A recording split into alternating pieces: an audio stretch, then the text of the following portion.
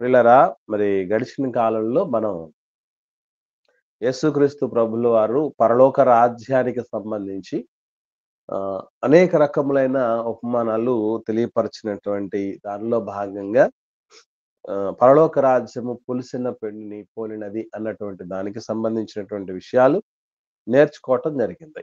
ఈ సమయంలో మరి 3 ఉపమానాలు పరలోక రాజ్యానికి సంబంధించినవి ఉన్నాయి. వాటిలో ఒకానొక ఉపమానము మత్తయి సువార్త 13వ అధ్యాయము 44వ వచనంలో ఉంది. చూద్దాం. మత్తయి సువార్త 13వ అధ్యాయము 44వ వచనం. ఒకరు చదవండి. పరలోక రాజ్యము పొలములో దాచబడిన ధనమును పోలియున్నది. ఒక మనుష్యుడు దాన్ని కనుగొని దాచిపెట్టి అది దొరికిన సంతోషంతో వెళ్ళి తనకు కలిగినదంతయు అమ్మి ఆ పొలమును కొనును. ఇది ఒకే ఒక వచనంలో ఉన్నటువంటి ఉపమానం అండి ఇది. ఈ ఉపమానం ద్వారా మనం తెలుసుకోవాల్సినటువంటి విషయాలు ఈరోజు ధ్యానాంశంగా నేర్చుకునే ప్రయత్నం చేద్దాం. ఇకపోతే ప్రాముఖ్యంగా మరి ఈ ఉపమానాన్ని మీలో ఎంతమంది ఇదివరకే విని నేర్చుకోవటం ఏమైనా జరిగిందా? లేకపోతే ఇప్పుడు చదివి ఆలోచన చేయటాన్ని బట్టి మీకేమైనా అర్థమైంది? ఏమర్థమైంది అన్నటువంటి విషయాలు మీ నుంచి తెలుసుకొని కోరుచున్నాను నేను. అంటే దయచేసి 1 బై 1 ఇదివరకే మీరు ఈ పరలోక రాజ్యము దాచబడిన ధనమును పోలి ఉన్నది అన్నటువంటి ఉపమానం పోలికను మీరు విని ఉంటే ఏమని విన్నారు? ఏమని నేర్చుకొని ఉన్నారు? ఏమని తెలుసుకొని ఉన్నారు అనేది ఒకసారి పంచుకొనండి. ఒకవేళ ఇప్పుడు ఆలోచన వచ్చినా గూడా మీకు ఏమర్థమైందో మీరు తెలియపరచాలని నేను ప్రేమతో మనవి చేస్తున్నాను. 1 బై 1 తెలియపరచండి త్వరగా.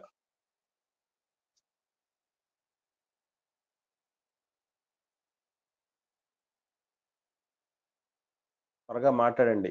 ఇది రికార్డింగ్ వెళ్తుంది గదమ్మా! దయచేసి బ్రదర్స్, సిస్టర్స్ ఎవరైనా సరే, మరి ఇవేం మనకి కొత్త కాదు. ఎన్నో సార్లు ఈ ఉపమానాలన్నీ కూడా మనం కాస్తో కూస్తో ఆలోచన చేసి, ధ్యానం చేసి, చాలా మంది దైవజనుల ద్వారా విని ఉంటాం గాబట్టి, మీకు ఏమి ఇంతవరకు తెలిసిందో అట్లే ఒకవేళ మీకు తెలిసింది మరొక సోదరుడికి, మరొక సోదరికి తెలియకపోయి ఉండొచ్చు. నాకు తెలియకపోయి ఉండొచ్చు. కాబట్టి అందరం ఇక్కడ తెలిసినటువంటి విషయాలను షేర్ చేసుకోవటం, తెలియని విషయాలు నేర్చుకొని మరింత మెలకువతో ఉండటం అనే దాని కొరకే ఈ యొక్క కార్యక్రమాలు ఏర్పాటు చేయబడ్డాయనేవి ఎవరు మరవకండి. మాట్లాడండి దయచేసి. వందనాలన్నా. అమ్మ వందనాలు తల్లి. చెప్పమ్మా. అన్న, ఇక్కడ పొలమును అమ్మి ఉన్నదంతా పొలము అమ్మి దాచబడిన ధనాన్ని కొనుక్కోవాలని ఆశపడుతున్నాడంటే కనపడే ఆ పరలోక రాజ్యం ఎంత విలువైనదో ఇక్కడ అర్థం అవుతుందన్న. ఈ కనబడే ఆస్తిని అమ్ముకోవాలంటే ఇప్పుడు అపోస్తులు కూడా ఈ యొక్క ఉన్నదంతా ఆస్తి అమ్ముకొని సువార్త ప్రకటిస్తూ వారికి అక్కర్ల కొద్ది పంచిపెట్టుకొని విలువైన దాచబడిన ధనాన్ని వాళ్ళు పొందుకున్నారనేసి నేను అనుకుంటున్నా. ఓకే అమ్మా, రైట్. ఇంకా సిస్టర్ చెప్పిన దాంతో ఏకీభవించే పరిస్థితులు కాకుండా వేరైన విషయాలు ఏమైనా తెలిసి ఉంటే, మీకు అర్థమై ఉంటే వాటిని దయచేసి పంచుకోండి. సిస్టర్ చెప్పిందే కాకుండా అలాంటిదే మా ఆలోచన కూడా అనేవాళ్ళు అవసరం లేదు. వేరే ఇంకా మరికొన్ని విషయాలు తెలిసి ఉన్నటువంటి వాళ్ళు దయచేసి మాట్లాడండి. ఇది పొలము అంటే పరలోక రాజ్యము పొలములో దాచబడిన ధనమును పోలి ఉన్నది. అంటే పొలము అంటే సంఘము అనుకుంటున్నానన్న. దాచబడిన ధనము అంటే పోలి ఉన్నది సంఘములో దాచబడిన ధనము. తన యొక్క ఈ లోక సంబంధమైన ధనమునంతా వెచ్చించి ఆ పొలములో అంటే సంఘములో ఉన్న జ్ఞానాన్ని కానీ సక్రియలు అనే దానికి ఖర్చు పెట్టి ఆ పొలమును కొనుక్కున్నాను అంటే ఆ పరలోకానికి కావలసిన అర్హతను సంపాదించుకున్నాడు అనే అర్థం అవుతుందన్న. నేనైతే ఎప్పుడు వినలేదు దీన్ని ఓకే బట్టి. ఓకే అమ్మా, వెరీ గుడ్ అమ్మా, మంచి మంచి అన్వయం చేశారు, చక్కగా ఆలోచన చేశారమ్మా, వెరీ గుడ్. ఇంకా మిగతా వాళ్ళు ఎవరన్నా మాట్లాడండి. ఉందన్న. అమ్మా ఉందాలమ్మా, చెప్పండి. పొలం అంటే మన హృదయమున వాక్యం అనే విత్తనాలు విత్తినప్పుడు మనము పొలం అనే దాంట్లో తీసుకొని మన హృదయం అనే పలక మీద దాంట్ని జాగ్రత్తగా పెట్టుకోమని ఒక చోట చెప్తాను. ఇప్పుడు అవునమ్మా. విత్తబడే వాక్యం అంటే మీరు చెప్పుతున్నప్పుడు మేము వింటున్నాం కదా, అప్పుడు అవి వాక్యం అనే విత్తనాలు, పొలము మన హృదయం. ఓకే అమ్మా, తర్వాత మిగతా వాళ్ళు వందనాలన్నా. ఉందాలమ్మా, చెప్పండి తల్లి. ఇక్కడ దాచబడిన ధనముతో పోల్చబడింది కదన్నా. అంటే అతను వెతికితే దొరుకుతుంది పొలంలో దాచిపెట్టినప్పుడు వెతికితే దొరుకుతాయి కదన్నా. అట్లా పరలోక రాజ్యం కూడా వెతికితే దొరుకుతుంది అన్న ఒక పాయింట్ నాకు అనిపించింది. ఓకే అమ్మా, రైట్. ఇంకా ఇంకెవరన్నా ఉన్నారా మాట్లాడేవాళ్ళు?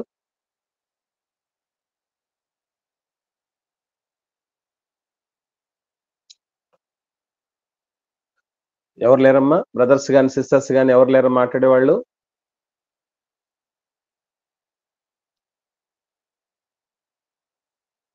రైట్. ఇక్కడ మనం యేసుక్రీస్తు ప్రభుల వారు ఒక్క మాట మాట్లాడినా, ఒక్క వచనంలో ఉపమానాన్ని చెప్పినా కూడా దానిలో ఎంతో భావగర్భితమైనటువంటి విషయాలు, అంతర్లీనమైనటువంటి లోతైన విషయాలు ఉంటాయి అని చెప్పడంలో ఎటువంటి అతిశయోక్తి లేదు. ఎందుకంటే ప్రభు ఎప్పుడు మాట్లాడినా కూడా ఎట్లాంటి మాటలు మాట్లాడతారు అనేటటువంటి విషయాలు 34వ వచనం చూద్దాం, ఒకరు చదవండి ఆ మాటని. 34వ వచనం, ఇదే మత్తయి సువార్త 13వ అధ్యాయం. చదవమ్మా. నేను నా నోరు తెరిచి ఉపమాన రీతిగా బోధించెదను. లోకము పుట్టినది మొదలుకొని మరుగు చేయబడిన సంగతులను తెలియజెప్పేదను. చూడండి, యేసుక్రీస్తు ప్రభుల వారు మాట్లాడితే ఎలాంటి విషయాలు చెప్తారు అని అంటే చెప్తూ, లోకం పుట్టింది మొదలుకొని ఎన్నో సంగతులు మరుగై ఉన్నాయి. ఆ మరుగైన సంగతులన్నీ మెరుగైన సంగతులే. మరుగైన సంగతులను నేను చెప్తాను అంటున్నాడు ప్రభు. కనుక ఆయన ఉపమానం చెప్పినా, ఉపదేశం ఇచ్చినా, ఏ మాట మాట్లాడినా కూడా 100% అది మనందరికీ ఎంతో విలువైనవి, ఎంతో శ్రేష్టమైనవి, ఎంతో బలమైనవి అని చెప్పక తప్పదు ప్రియులారా. ఇకపోతే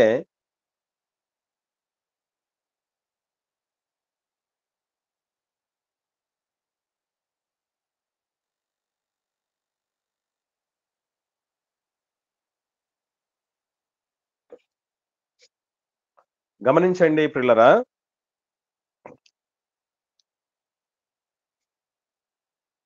ఇక్కడ యేసుక్రీస్తు ప్రభుల వారు చెప్పినటువంటి ఈ ఉపమానంలో కొన్ని ప్రాథమికమైన ప్రధానమైనటువంటి సంగతులు ఉన్నాయి. అందులో మొట్టమొదటి విషయం ఏంటంటే,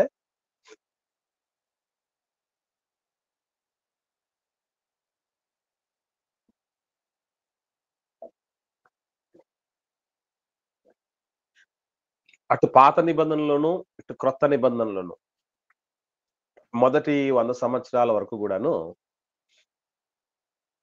విలువైనటువంటి సంపదలను భూగర్భంలో దాచేటటువంటి వాళ్ళు. దీని కొరకు కొన్ని ఉదాహరణలు మనం గమనించగలిగితే, యెహోషువ గ్రంథంలో యెరికో పట్టణాన్ని ముట్టడి వేసేటటువంటి సందర్భం మనందరికి తెలుసు. ఆ యెరికో పట్టణాన్ని ముట్టడి వేసే సమయంలో దాన్ని ముట్టడి వేయటానికి మునిపే యెహోషువ గారు అందరికీ చాలా స్ట్రిక్ట్ వార్నింగ్ ఇస్తాడు. ఎప్పుడైతే మనం యెరికో పట్టణాన్ని వెళ్ళి స్వాధీనం చేసుకోబోతామో, ఆ స్వాధీనం చేసుకోపోయేటటువంటి దానిలో ఏం చేయకూడదు అనేది ఒకసారి 6వ అధ్యాయం యెహోషువ గ్రంథం 17, 18 వచనాలు చూద్దాం. నేను చదువుతాను, జాగ్రత్తగా నోట్ చేసుకోండి. యెహోషువ గ్రంథం 6వ అధ్యాయము 17, 18 వచనాలు. ఈ పట్టణమును దీనిలోనున్నది యావత్తును యెహోవా వలన శపింపబడెను. రాహాబును వేశ్య మనం పంపిన దూతలను దాచిపెట్టిన గనుక ఆమెయు ఆమె ఉంటనున్న వారందరూ మాత్రమే బ్రతుకుదురు.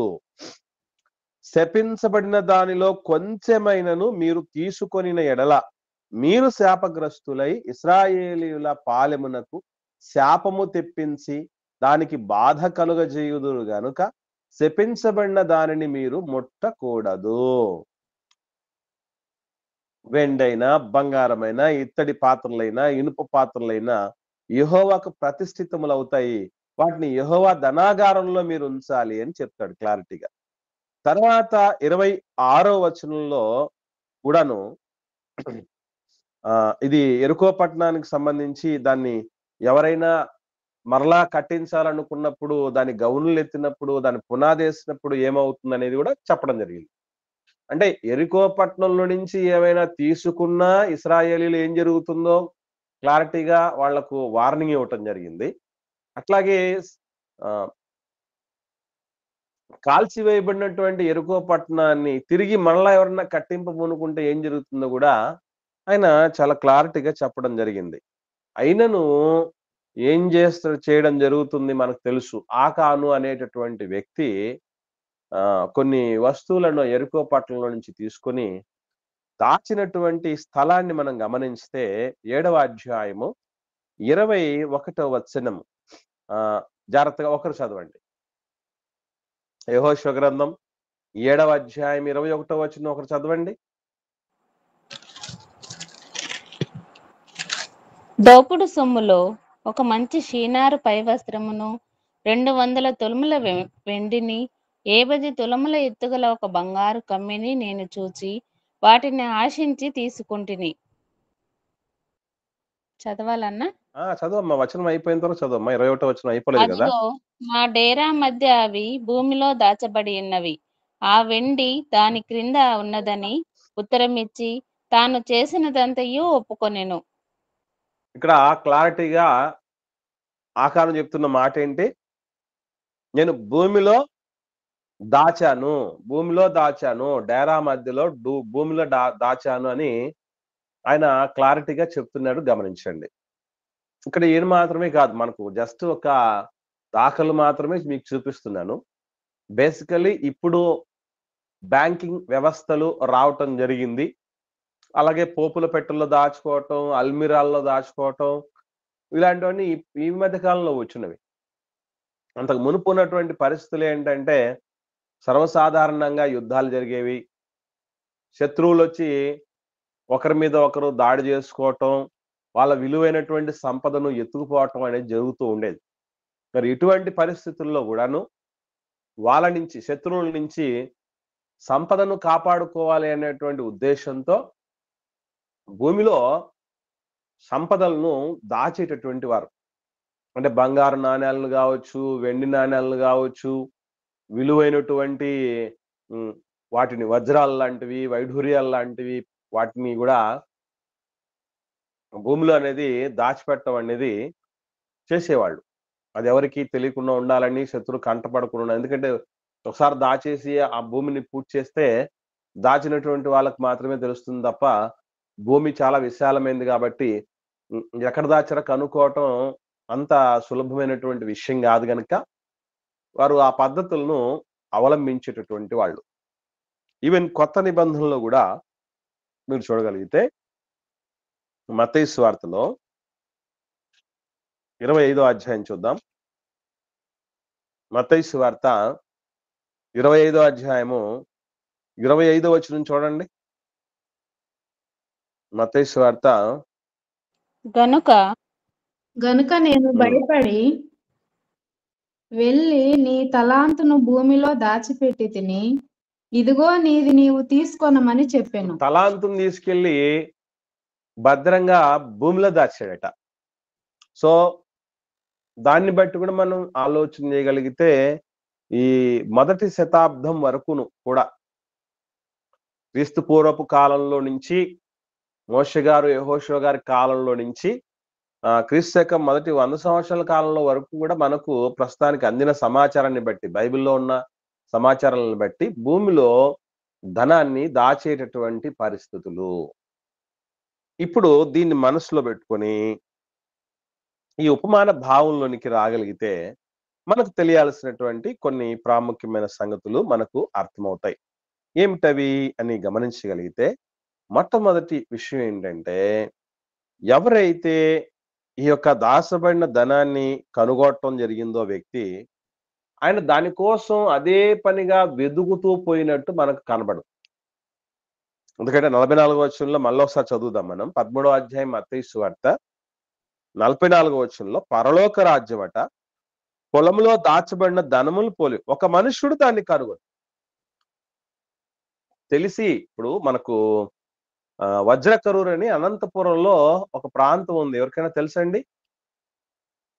అనంతపురం జిల్లాలో వజ్రకరూర్ అనే ప్రాంతం ఒకటి ఉంది.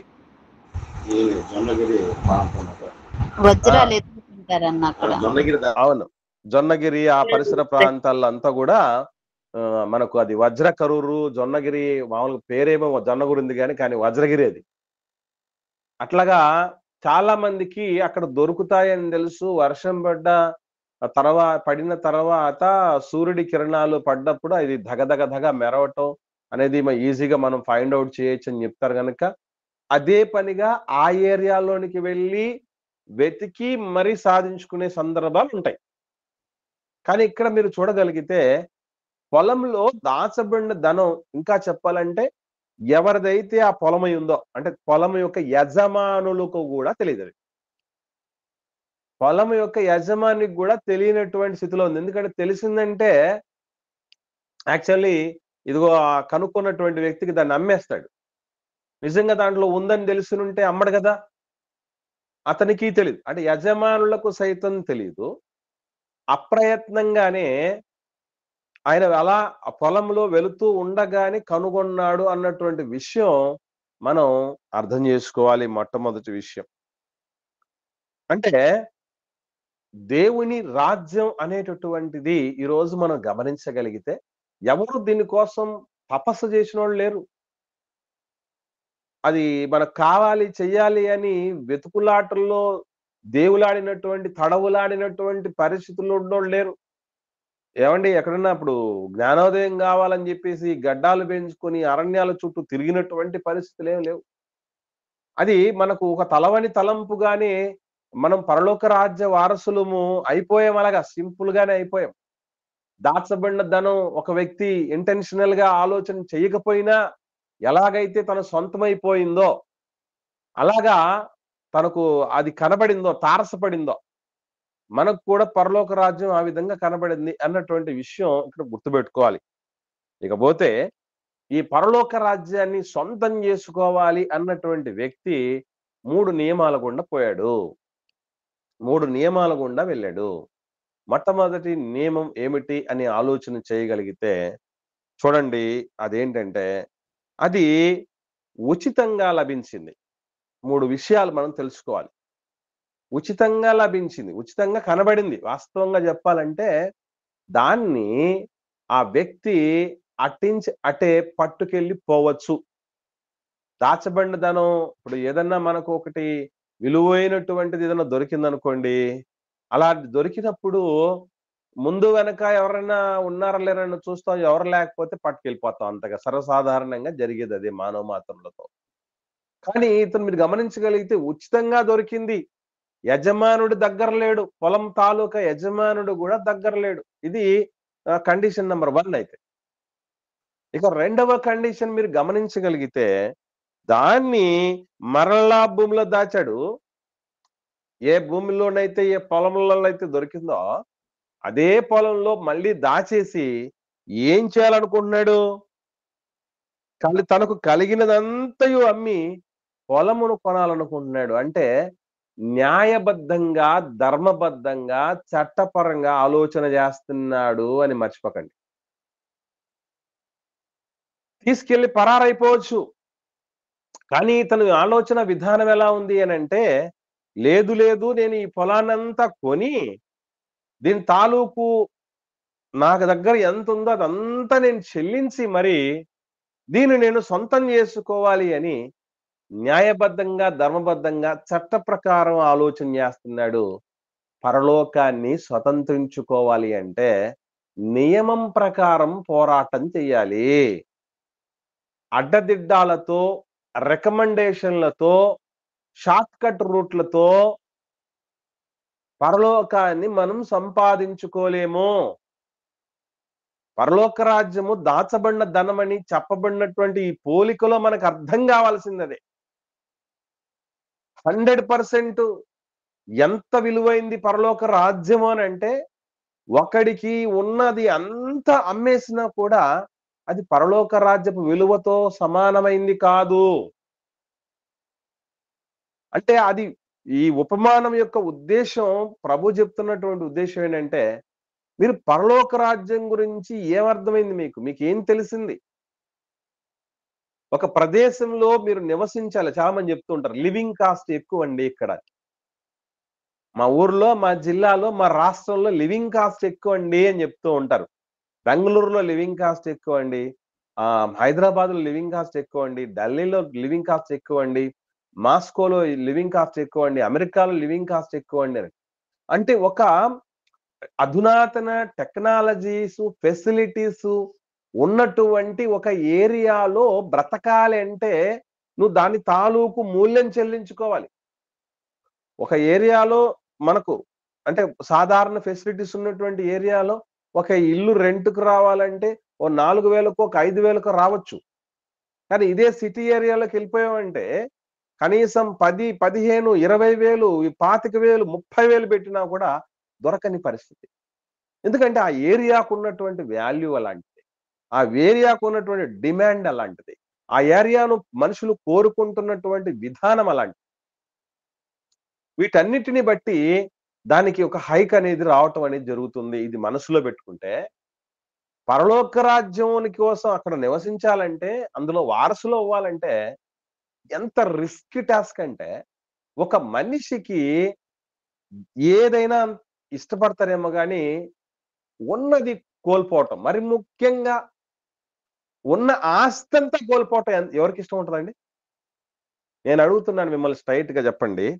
మీలో ఎవరికైనా ఇష్టం ఉంటదా? మీ ఆస్తిని కోల్పోవటానికి? పోనీ నాకిష్టం ఉంటదా ఆస్తిని కోల్పోవటానికి? ఉన్న ఆస్తిని పెంచుకోవాలి, సమకూర్చుకోవాలనే ఆ యావే అందరికీ ఉంటది గాని, ఉన్నదంతా అమ్మేసి మరి పరలోక రాజ్యం అనేటటువంటి దాన్ని సంపాదించుకోవాలన్న ఇంటెన్షన్ ఎంతమందికుంటది? బైబిల్ గ్రంథంలో భక్తులందరి జీవితాలు గమనించగలిగితే, వాళ్ళు ఎంత సీరియస్‌గా పరలోకపు వారసత్వాన్ని కలిగి ఉండాలని తపన పడ్డారో, దానికోసం ఏమేం కోల్పోవడానికి సిద్ధపడ్డారో గమనించగలిగితే, అసలు యేసు ప్రభు కూడా కొన్ని కొన్ని సందర్భాల్లో ఒక మిక్కిలి ధనవంతుడు యేసు ప్రభు దగ్గరికి వస్తాడు. మనకు తెలుసు. పరలోక రాజ్యానికి వారసుడవ్వటానికి నేనేం చెయ్యాలి ప్రభువా అని అడిగితే, ఆయన చెప్పిన మాట ఏంటి? నీకొకటి కొదవగా ఉంది. నీకున్న ఆస్తంతా అమ్మి పీదలకిచ్చి నువ్వొచ్చి నన్ను వెంబడించు అంటాడు. నిజంగా అది మిక్కిలి వ్యసన పడేటువంటి మాటే. అది ఎవరు జీర్ణించుకోలేని మాటే. అందుకే తను కూడా ఏం చేయటం జరిగింది అనంటే, మిక్కిలి వ్యసన పడుతూ ఆయన వెళ్ళిపోవటం జరిగింది. వచ్చినటువంటి ఉద్దేశం మంచిదే. సరైనటువంటి వ్యక్తిని అడిగాడు. సరైన క్వెషనే అడిగారు. కానీ ఆన్సర్ తెలిసిన తర్వాత దానికి తగ్గట్టుగా సిద్ధపడింది ఏంటి? ఒక స్ట్రైట్ క్వెషన్ దేవుడు అడుగుతున్న మాట ఏంటంటే, విలువైన పరలోక రాజ్యాన్ని నేను ఎలాగైనా చచ్చేలోపు సాధించుకోవాలనుకున్నటువంటి వాళ్ళంగా మనం ఎంత కోల్పోవడానికి సిద్ధపడుతున్నాం? ఏమేం కోల్పోవటానికి సిద్ధపడుతున్నాం చెప్పండి? అసలు బైబిల్‌కి తాలూకు సాహిత్యం ఏమన్నా కొనడానికి మీ దగ్గర బై ఎన్నో ఎన్నో విషయాలు, తెలియని విషయాలు మాకు తెలుసుకోవాలని ఓ 10,000 ఖర్చు పెట్టామండి బుక్స్ కోసం అన్నోళ్ళు ఎవరన్నా ఉన్నారా ఇక్కడ? బైబిలు తరపున పుస్తకాలు రాసుంటారు చాలా మంది దైవజనులు. అసలు వాళ్ళు ఎన్ని దశాబ్దాలు, ఎన్ని కష్టాలు పడ్డారో, వాళ్ళు తిన్నారో, తినలేదో, నిద్రపోయారో, పోలేదో, ఎంతగానో పరిశ్రమిస్తే తప్ప అలాంటివి రావు గదా! కాబట్టి మనకు తెలియనటువంటి ఎన్నో విషయాలు వాళ్ళు తెలుసుకొని మనకు నేర్పించడానికి సిద్ధపడ్డం. జస్ట్ ఒక వాళ్ళ ప్రింటింగ్‌కి సంబంధించినటువంటి అదేదో కాస్ట్ ఎంత ఉంటదో అది మాత్రమే వాళ్ళు పెడతారు తప్ప దాంతో ఏం కోట్లు సంపాదించుకోరోళ్ళు. బాగా ఆలోచన చేయండి. కోట్లయితే సంపాదించుకోరు కదా వాళ్ళు. కానీ అటువంటి వాటిని మేము కొనుక్కొని వాటిని మేము నేర్చుకోవటానికి ఖర్చు చేయగలం. ఇంత ఖర్చు చేశాం అన్నటువంటి వాళ్ళు ఎంతమంది ఉన్నారు? అలాగే మేము వెళ్తున్న సంఘంలో, సహవాసంలో నుంచి వస్తున్నటువంటి ఆ శ్రేష్టమైనటువంటి పరలోక రాజ్య మర్మాలు నేర్చుకోవటానికి, మెలకువలు నేర్చుకోవటానికి ఇదిగో మేము ఇంత వెచ్చిస్తున్నాం అన్నవాళ్ళు ఎంతమంది ఉన్నారు? ఇంత వెచ్చిస్తూ ఉండే పరిస్థితులు, ఇంత వెచ్చించి మరి మేము సంపాదించుకుంటున్నాం అన్నోళ్ళు ఎంతమంది? మీరు మరింత బైబిల్ గురించి నేర్చుకోవటానికి ఏ ప్రదేశాలకు అంటే చార్జెస్ పెట్టుకొని మరి అక్కడ కావాల్సినటువంటి అకామిడేషన్ కు సంబంధించి తాలూకు డబ్బులు కట్టి, భోజనం తాలూకు డబ్బులు కట్టి, కోర్సు తాలూకు ఫీజులు కట్టి ఎంతమంది మనం నేర్చుకొని ఉంటాం? అసలు అది మనకి ఇష్టం అనిపిస్తుందా? ఆలోచన చేయండి. అంత సులభమైన విషయం కాదు ప్రియులారా. అది అందరికీ శక్యమైన విషయం కాదు. అంతవరకు ఎందుకు? మీరు ఇక్కడ ఆన్లైన్ లో దేవుడి మాటలు వినాలంటే రోజుకు 100 రూపాయలు కట్టి రావాలండి అని చెప్పారనుకోండి ఎవరన్నా. నిర్వాహకులు రోజుకో 100 కట్టి కానీ మీకు ఎన్ని మెలకువలు నేర్పిస్తానో ఒక 100 కట్టి రండి అంటే ఎంతమంది రావడానికి వస్తారు? సిద్ధపడతారు? అస్సలు కుదరదు. ఉచితంగా చెప్తాం అంటేనే రావట్లా. అలాంటిది అంత రొక్కం చెల్లించి మరి నేర్చుకోండి అంటే అవుతుందా? కానీ వాస్తవం ఏంటో చెప్పమంటారా? పరలోక రాజ్యం ఎవరో చెప్తారు డబ్బులు ఊరికే రావు అని చెప్తారు కదా. పరలోకం ఊరికే రాదు. దేవుడు ఈ భూమి మీదకి జన్మను ఉచితంగా పంపించేశాడు, రక్షణను ఉచితంగా ఇచ్చాడు, ఆరోగ్యాన్ని ఉచితంగా ఇచ్చాడు, ఆయుష్ను ఉచితంగా ఇచ్చాడు, అన్నిటినీ సమకూరుస్తూ చక్కగా వస్తున్నాడు. పరలోకం మాత్రం అంత సులభంగా రాదు ప్రియులారా, మర్చిపోకండి. అతడు ఆ పరలోక రాజ్యపు విలువను తెలుసుకుని ఏం చేశాడంటే తనకు కలిగినది అంతా కూడా అమ్మేశాడట. కలిగింది అంతా అమ్మేసైనా సరే మేం పరలోక రాజ్యానికి వారసులైపోవాలి. చచ్చిన తర్వాత లాజర్ కోసం ఆహ్వానం పలికినట్టు దేవదూతలు మమ్మల్ని ఆహ్వానం పలికి నెమ్మది పొందు స్థలానికి మా పితరుడైనటువంటి అబ్రహాం గారి దగ్గరికి తీసుకెళ్లాలని ఎంతమంది మనం ప్రయత్నపడుతున్నాం. మనం ఎలాంటి పరిస్థితుల్లో ఉన్నాం ఈ రోజులు అని అంటే మనది ఏది పైసా ఖర్చే కాకూడదు. ఏ రకమైన ఖర్చు మనకు జరగకూడదు. కానీ మనకంతా మన దగ్గరకు వచ్చేసారు. మనదంతా ఉచితాల బ్యాచ్. ఏమండి? ఉచితాల బ్యాచ్. మీకు నేను చెప్తున్నాను, గుర్తుపెట్టుకోండి. మీ ముందు ఈ రీతిగా ఈ దేవుడి మాటలు అందించటం గాని, సంఘాలను స్థాపించి చాలా మంది సేవకులు మీ దగ్గర ఎవరైతే ఇప్పుడు మాట్లాడుతున్నారో ఆ సేవకులందరినీ కూడా ఎదిగించేటటువంటి దాంట్లో కాస్త కూస్త పాత్ర పోషించే విషయం కావచ్చు, అనేక ప్రదేశాలకు పరిచయ నిమిత్తం వెళ్ళటం కావచ్చు, ఇవన్నీ కూడా అంత సులభంగా అంత ఈజీగా అంత ఖర్చు ఏమి లేకుండా మేము నేర్చుకోలేదండి. సంవత్సరం అంతా కష్టపడి సంపాదించుకున్న దాన్ని నెల నెల ప్రక్కన పెట్టి పలానా చోట పలానా వ్యక్తులు సెమినార్ ఏర్పాటు చేస్తారు, ఆ సెమినార్ కి రిజర్వేషన్ చేసుకోవాలి, తర్వాత ఫుడ్ సంబంధించినటువంటి అమౌంట్ పే చేయాలి, అకామిడేషన్ సంబంధించిన అమౌంట్ పే చేయాలి, కోర్సుకు సంబంధించినటువంటి అమౌంట్ పే చేయాలి, దీంతో పాటు వీలైతే నాతో పాటు మరొకరినో ఇద్దరినో మా స్తోమతను బట్టి తీసుకెళ్ళాలి, దీనికి ఖర్చుకు అచ్చుకోవాలి అని నేర్చుకున్నాం. అక్కడికి పోయిన తర్వాత ఏ మెటీరియల్ దొరికినా అయ్యో మాకు తెలియని విషయాలు ఇందులో ఉన్నాయేమోనని రాజీ పడకుండా, పుస్తకాలు ఇంత కాస్ట్ అని చెప్పినప్పుడు బేరాలాడకుండా కొనుక్కొని ఇంటికి తెచ్చుకొని మరలా వాటిని ధ్యానించే క్రమంలో కొన్ని నష్టపోవచ్చు. అదే సమయము సంపాదించుకోవడానికి కేటాయిస్తే మన సంపాదన పెరుగుతుంది. కానీ వాటికి కూడా పక్కన పెట్టి మరి నేర్చుకోవటం అనేది జరిగింది. ఉరకనే వస్తాయి అనుకుంటున్నారా? ఉరకనే దైవికమైన జ్ఞానం రాదండి. జ్ఞానము పరిశ్రమ అని చెప్పబడింది. సినీ పరిశ్రమలో ఒక్కొక్కడు ఎన్నెన్ని రకాలుగా కష్టపడుతూ ఉంటాడు. ఎన్ని రకాల వాళ్ళు ఎఫర్ట్స్ పెడతారు, ప్రాణం పెట్టేస్తారు, ఖర్చుకు వెనకాడరు. ఫైన్ క్వాలిటీ రావాలండి. 24 విభాగాల వాళ్ళు పనిచేస్తారంట. 24 ఫ్రేమ్స్ అంటారు అదే సినిమాకు సంబంధించి. ఈరోజు దేవుడి గురించినటువంటి, దేవుడి రాజ్యాన్ని గురించినటువంటి అనేకమైన విషయాలు నేర్చుకోవటానికి ఒక్కొక్కటి ఇంకా నేర్చుకొని, మర్మాలన్నీ తెలుసుకొని, సత్యాలు లోతులన్నీ తెలుసుకొని చక్కగా విశ్వాస జీవితాలను కట్టుకోవటానికి ఎంత మనం ఖర్చు చేస్తున్నాం లెక్కేసుకోండి, ఆలోచన చేయండి. ఏమండి, అసలు వాక్యం వినడానికి నేను యూట్యూబ్ ఛానల్స్ రెగ్యులర్ గా పరిశీలన చేస్తూ ఉంటా.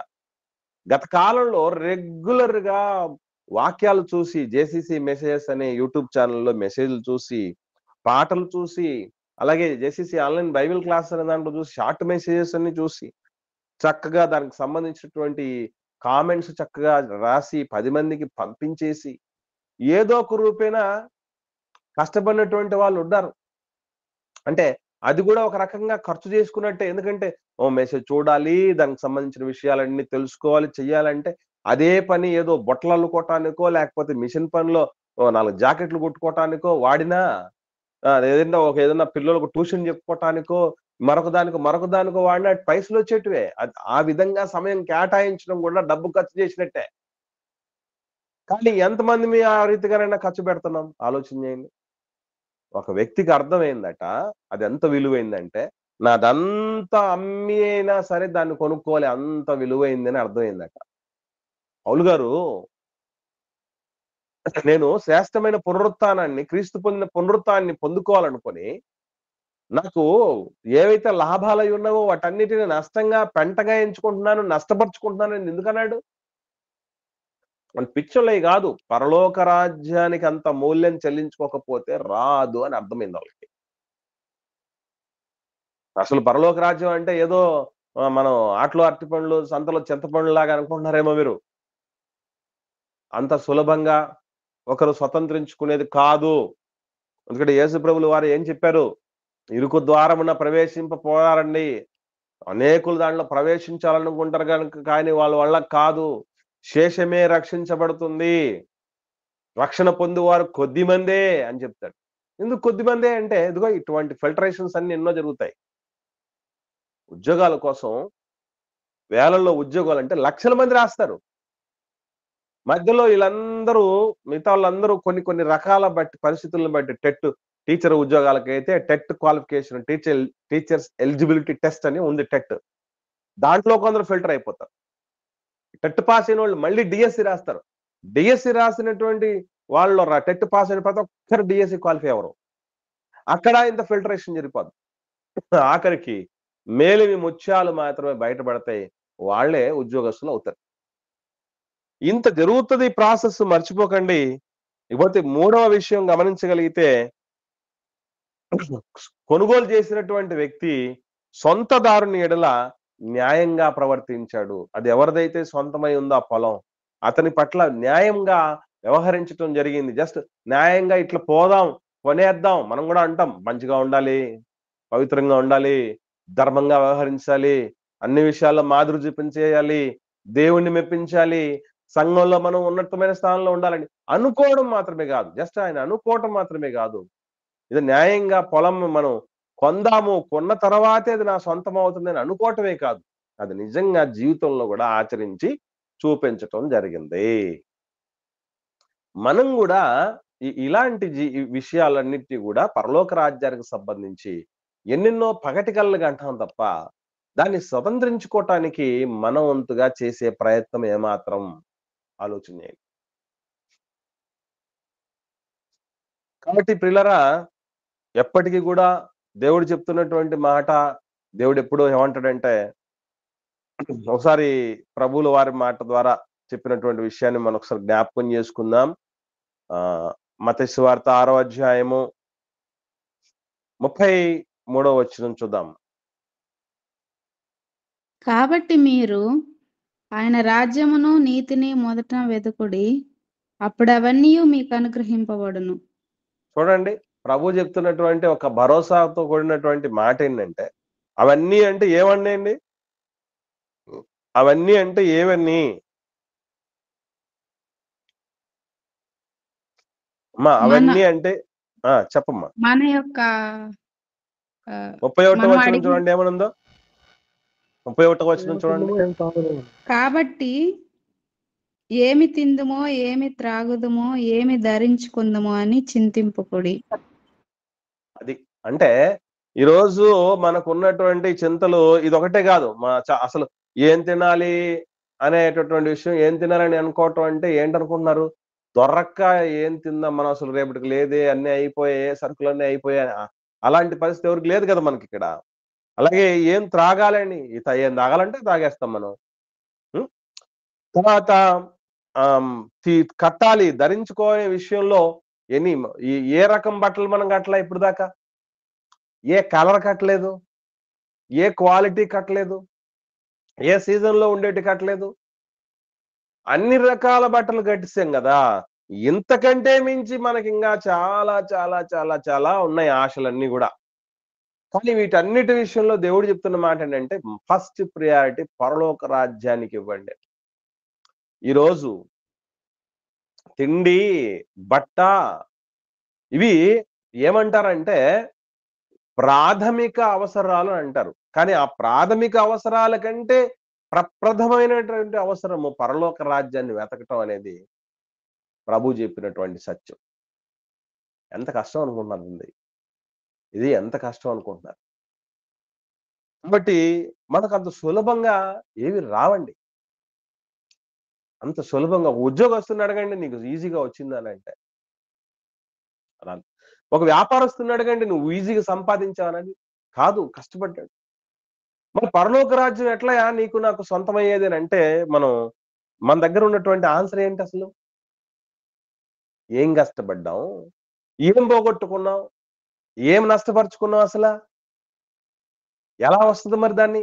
అది అందుకే చెప్తున్నాడు ప్రభు, పరలోక రాజ్యాన్ని పోల్చినటువంటి పోలిక మీరు గమనించగలిగితే అది దొరికిన సంతోషంతో పరలోక రాజ్యం మనం సొంతమైంది, అందులో వారసులమయ్యాము, మనం ధన్యులమైపోయాము, సంతోషం ఇంతకంటే మించిన సంతోషం ఏముందని చెప్తూ ఉంటారే. ఎప్పుడైనా అంత సంతోషాన్ని మనం పరలోక రాజ్యంలో వారసులం అయిన తర్వాత సంతోషించామా? మనకు ఉద్యోగం వస్తే సంతోషం, మనం ఇల్లు కట్టుకుంటే సంతోషం, సంతోషపడటం తప్పులేదు. కానీ అసలు సంతోషమే మర్చిపోతున్నారే, అది సమస్య. ప్రమోషన్ వస్తే సంతోషం, ఇంట్లోకి కొత్త వారసురాళ్ళు వస్తే సంతోషం, మంచిదే. కానీ వీటికంటే మించిన సంతోషం, అసలు సిసలు సంతోషాన్ని ఎంతమంది దాని విలువను గుర్తించి దాన్ని ఎంజాయ్ చేయగలుగుతున్నారు చెప్పండి? ఆలోచించండి. నాకు ఎప్పుడెప్పుడు నాకు సమయం వస్తుందా, నేను దీన్ని చక్కగా నేర్చుకొని ఇంకా నా జీవితాలకు అన్వయించుకొని పిల్లలకందరికి నేర్పించాలన్నటువంటి ఆ ఆలోచనతో ఎదురు చూస్తూ ఉంటా. మంగళవారం, బుధవారం, గురువారంలో ఎప్పుడు వస్తాయని. మీరు మాత్రమే కాదు, మీకంటే ఎక్కువగా నేను ఎదురు చూస్తున్నటువంటి పరిస్థితులు ఉంటాయి. కారణం ఏంటంటే అసలు సిసలుగా మనం సంతోషించాల్సింది అక్కడే. కొందరి కుటుంబాలను దేవుడి సత్యవాక్కులను అనుసరించి సంస్కరించటం, ఉన్నటువంటి ముడతలను దాగులను తీసివేయటం, యోగ్యులంగా నిలబెట్టటం, పరిస్థితులను అర్థం చేసుకోవటం, ఆకలింపు చేసుకోవటం, ఇహలోక రాజ్యపు ప్రభావాల నుంచి పరలోక రాజ్య వారసులుగా తీసుకురావటం, ఇవన్నీ కూడా చాలా గొప్ప సంగతులు ప్రియులారా, చాలా శ్రేష్టమైన సంగతులు. కనుక మనం పరలోక రాజ్యము దాచబడిన ధనం అని, ఈ ధనం ఎంత గొప్పదో, ఎంత విలువైందో, ఎంత అది లెక్కలకు మించి అందనటువంటి స్థితిలో ఎలా ఉంటుందో అనేది పరలోకం చేరుకున్న తర్వాత గాని అర్థం కాదు. కాకపోతే దాని విలువను ఇప్పుడే గుర్తిరిగి ఏం చేయగలగాలి అంటే, ఇంతకంటే గొప్పదైనటువంటి మహద్భాగ్యం మరొకటి లేదు అన్నటువంటి భావనతో ఈ లోకంలో ఏదైతే విలువైనవి అనుకుంటూ ఉంటాం మన జీవితంలో, వాటన్నిటికంటే గొప్పది శ్రేష్టమైంది. కాబట్టి వాటన్నిటిని పోగొట్టుకోనైనా సరే నేను పరలోక వారసుని అయిపోవాలి, వారసురాలను అయిపోవాలన్నటువంటి గురిలో మనం బ్రతకాలి. అలా బ్రతకకపోతే ఏదో అన్నింట్లో దానికి ఎంత సమయం, దీనికి ఎంత సమయం, పరలోక రాజ్యానికి భక్తికి ఎంత సమయం అనుకుంటే కుదరదు. అది చాలా తీక్షణంగా దేవుని ఇంటిని గూర్చిన ఆసక్తితో భక్షించగలిగిన స్థితిలో, అదే పరమావధి అన్నటువంటి స్థితిలో మనం ఎంతమంది అయితే ఎప్పుడైతే సీరియస్ గా తీసుకొని ముందుకు సాగుతామో అప్పుడే పరలోక రాజ్యం మనం సొంతం చేసుకుంటాం. లేని పక్షాన ఇహలోక వారసులంగానే మనం ఉండిపోతాం. ఒకనాడు దేవుని శిక్షకు గురైపోతాం. మనమందరం కూడా ఆత్మవిమర్శ చేసుకుంటూ, నన్ను నేను స్వవిమర్శ చేసుకుంటూ, మిమ్మల్ని మీరు కూడా వాక్యము వెలుగులో విమర్శించుకొని పరలోక రాజ్యపు విలువని ఎరిగి మసలుకోవాలని ప్రేమతో మనవి చేస్తూ నా మాటలు ముగిస్తున్నాను. ఎవరికైనా ఏమైనా సందేహాలుంటే దయచేసి అడగండి.